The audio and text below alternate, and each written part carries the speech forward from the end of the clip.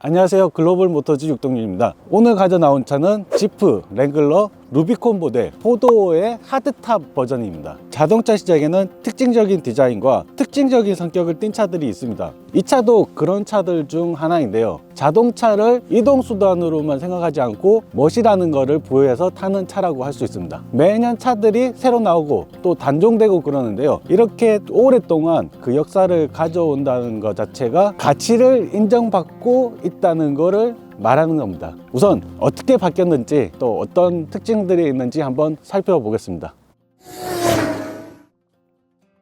자, 지금 4세대 모델 변경하면서 여러 가지가 변경이 됐습니다. 살짝 안 바뀐 듯 하면서도 크게 많이 변했고요. 특히 전면부에서 인상이 확 달라졌다는 느낌이 들고 있습니다. 지금 4세대 모델이 코드명 JL이고요. 지난 2018년에 새롭게 출시해서 나온 첫 모델의 페이스리프트 모델을 보고 계십니다. 자, 지금 보시다시피 뭔가 달라진 거 크게 느끼실 겁니다. 보면은 이 그릴부가 커졌어요. 이 7슬롯 그릴 자체가 되게 커졌고요. 그리고 폭이 좁아졌어요. 가장 인상을 다르게 보이게 하는 게 그릴 내부 색깔입니다. 이전 모델에서는 중간중간에 바디 색상이 적용되어 있었거든요. 근데 전체적으로 까만색이 다 적용된 거죠. 이 부분만 별도로 부각되어 보이는 겁니다. 그리고 또 하나 특징적인 게 여기 카메라 적용됐는데요, 이 카메라를 통해서 오프로드를 운전할 때 전면 상황 같은 걸 모니터링 할 수 있습니다. 헤드램프는 여기 원형 램프에 LED 주간 주행등으로 적용됐다고 합니다.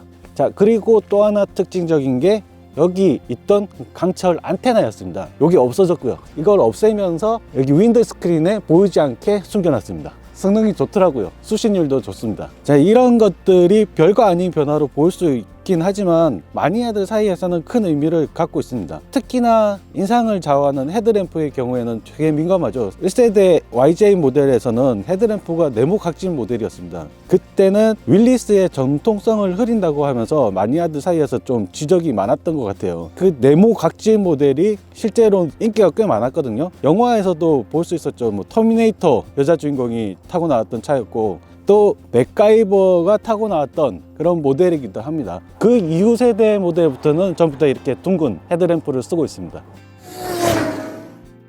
자, 실내에 들어왔습니다. 실내는 사실 호불호가 좀 갈릴 것 같아요. 일단 딱 눈에 들어오는 거는 이 12.3인치의 모니터예요. 지프는 원래 디자인 변경이 잘 안 되는 걸로 되게 유명하죠. 아이코닉하기도 하고 또 타임리스 디자인이라고 그걸 추구하는 방향이기도 합니다. 그래도 실내는 조금씩 변하거든요. 근데 이것도 그렇게 보시면 될 것 같아요. 첨단 장비들을 안 넣고 가기에는 좀 불편할 수도 있다. 그래서 요거까지는 넣은 것 같아요. 그 이외 부분은 크게 달라진 부분은 없습니다. 로기어 봉이라든지 디퍼런셜 락, 코드랑 옥스 버튼들, 이 구성은 그대로예요.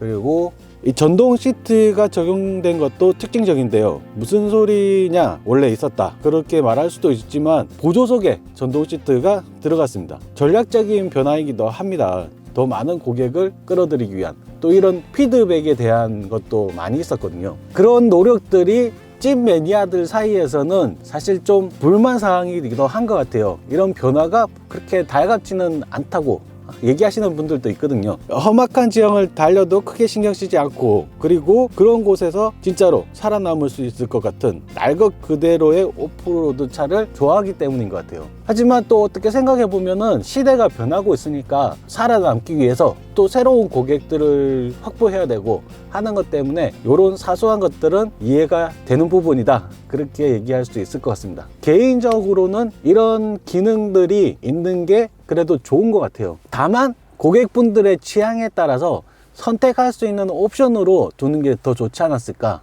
그런 생각을 해봅니다. 자, 시승에 나섰는데요, 이 모델이 아무래도 페이스리프트 모델이다 보니까 파워트레인이 변경되는 경우가 있는데, 지금 이 모델은 파워트레인이 변경되지는 않았습니다.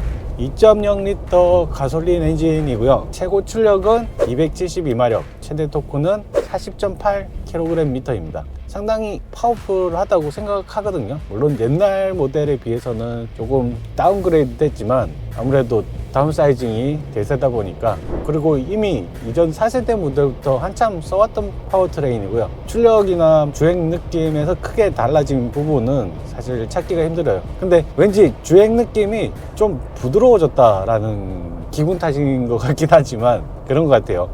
하드탑이라는 게 좀 더 특징적인 것 같아요. 저번에 탔던 모델이 파워탑이었거든요. 파워탑은 이제 버튼 하나 눌러서 지붕이 자동으로 열리는 그런 건데, 지금 이 하드탑 같은 경우에는 풍절음 같은 게 좀 덜하고요. 그렇다고 이제 개방감이 없냐? 그것 아니에요. 이게 뗐다 붙였다 할 수 있는 거기 때문에 지금 요 정도면은, 저는 사실 개인적으로는 파워탑도 좋지만 하드탑을 더 추천드리고 싶어요. 실내 정숙성도 그렇고 차에서 느끼는 기분이 저는 하드탑 쪽이 더 좋은 것 같습니다. 자, 지금 주행감은 이전과 변한 게 없다, 그렇다고 얘기를 했는데요. 근데 달라진 게 하나 있을 수가 있어요. 뭐냐면은 오프로드에서 좀 더 편의성이 높아졌다. 그게 아까 말씀드린 전방 카메라. 오프로드를 갔을 때 전방에 장애물이 어떤 게 있느냐 확인할 수 있는 게 전방 카메라를 누르면은 이렇게 나옵니다. 실제로 진짜 오프로드에 가면은 많이 도움이 될 것 같아요. 차량의 전방을 비춰주고 있거든요. 게다가 워셔 기능까지 있어요. 물로 이렇게 씻어내는 기능인데, 만약에 험로 같은 데에서 진흙탕에 들어갔다 그러면은 카메라가 작동 안 할 수 있으니까 카메라 유리를 닦는 거죠.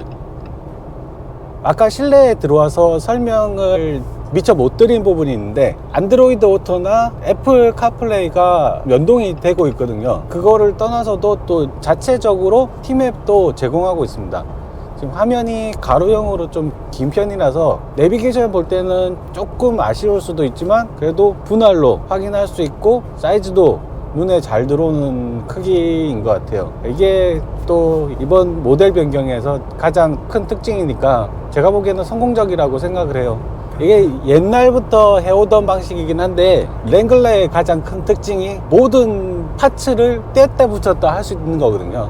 심지어 이제 윈드스크린까지 접혔다 세웠다 이렇게 할 수 있으니까, 그런 부분 때문에 가장 특징 중에 하나가 도어 쪽에 윈도우를 올리고 내리는 기능이 없다. 대신 센터 패시아 쪽에 윈도우를 여는 기능이 있습니다. 아시는 분들은 아시겠지만 처음 타시는 분들은 모를 수도 있으니까 한번 말씀을 드려봤습니다. 뭐니 해도 매니아들 사이에서는 가장 좋아하는 게 이런 부분이겠죠. 로우 기어가 따로 붙어 있는 거. 이거는 뭐 다른 차에서는 거의 볼 수가 없죠. 아무리 오프로드의 특징적인 차들이라도 로우 기어를 이렇게 따로 두는 방식은 전통적인 방식이기도 하고 지프만이 가지고 있는 방식이기도 합니다. 요거를 매니아들이 되게 좋아해요. 랭글러의 핵심은 여기 센터 패시아에서 다 확인하실 수가 있죠. 운전감은 그대로인 것 같아요. 크게 달라진 부분은 없습니다.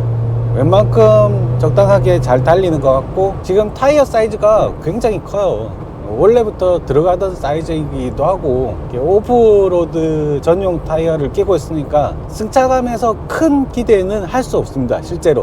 자, 뒷자리 앉았습니다. 뒷자리는 말 그대로 투박합니다. 안전바, 이제 차가 굴렀을 때 탑승자들을 안전하게 해주는. 왜냐면 오프로드 갔을 때 특히 이 차가 락트레일이라고 돌 위에 올라가서 막 그런 경우도 많거든요. 그런 거를 대비해서 만들어 놓은 거고요. US 포트는 C 포트, A 포트 다 있습니다. 4대 2대4 시트가 마련되어 있고요.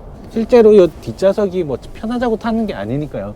대신 스피커는 이전 모델과 마찬가지로 이제 이런 구성 자체는 꽤 잘 돼 있어요. 자, 지금까지 지프, 랭글러, 루비콘, 4도어 하드탑 모델을 타봤습니다. 이런 차들 경우에는 정말 아이코닉한 그런 이미지를 가지고 있기 때문에 가격이라든지 그런 부분에 가치 평가가 조금 다를 수도 있습니다. 지금 이 차는 가격이 조금 올랐지만 그래도 충분히 훌륭한 이미지, 그리고 자신이 스스로 만족할 수 있는 그런 성향을 갖고 있는 차라고 할 수 있을 것 같습니다. 지금까지 글로벌 모터즈 육동윤이었습니다. 진짜 그 얘기를 했었거든. 전쟁 나면은 이거 동원되잖아. 네. 그럴 때 네. 연식이 짧은 애들 먼저 데리고 간대요. 좋은 차를 데리고 가는 거야, 그러니까 전부 다. 오래 써야 하니까. 잘 만들면 잘 만들수록 오프로드 차는 전쟁에 동원될 가능성이 더 크다. 먼저 되는 거지, 얘네들이. 지프 차들이 제일 먼저 되는 거야.